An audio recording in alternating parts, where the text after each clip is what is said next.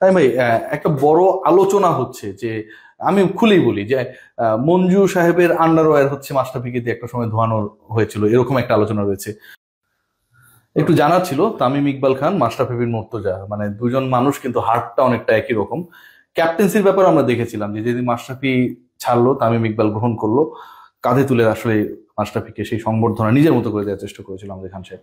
তাই ভাই, একটা বড় আলোচনা হচ্ছে যে আমি খুলেই বলি যে মঞ্জু সাহেবের আন্ডারওয়্যার হচ্ছে মাশরাফিকে দিয়ে একটা সময় ধোয়ানো হয়েছিল, এরকম একটা আলোচনা রয়েছে।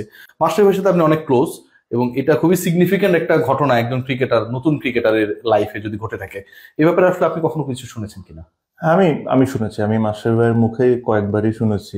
হ্যাঁ, এই যে ঘটনা আপনি বলছেন, এই কথাটা সে আমাকে কয়েকবারই বলছে। আরো সাথে আরো অনেক ঘটনা বলছে, তাগুলো আমি আর উল্লেখ করলাম না। বাট যে কথা আপনি জিজ্ঞেস করছেন, আমাকে মাস্টার ভাই এই কথাটা কয়েকবারই বলেছে। মানে এই কাজটা মঞ্জু সাহেব নতুন ক্রিকেটার বা নতুন পেসার যারা ছিল তাদের দ্বারা মানে করেছে। মাস্টার ভাইকে দিয়ে করাই তো এটা, এটা মাস্টার ভাই থেকে শুনছি আমি।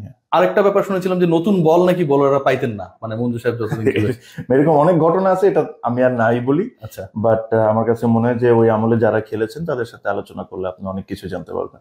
মানে ওই আমলে আসলে সত্যি কথা আমার কাছে মনে হয় যে মঞ্জু সাহেব কোন দোকান থেকে আন্ডারওয়্যার কিনতো, এটা নিয়েও একটা ইনভেস্টিগেট হতে পারে। আমি নিশ্চয়ই চেষ্টা করবো মঞ্জু ভাইকে যদি পাই, যে আসলে তিনি আসলে বারবারই আন্ডারওয়্যার পরে কিনা, যে ব্র্যান্ডের শার্ট আমাদের বলবো ভাই পরে।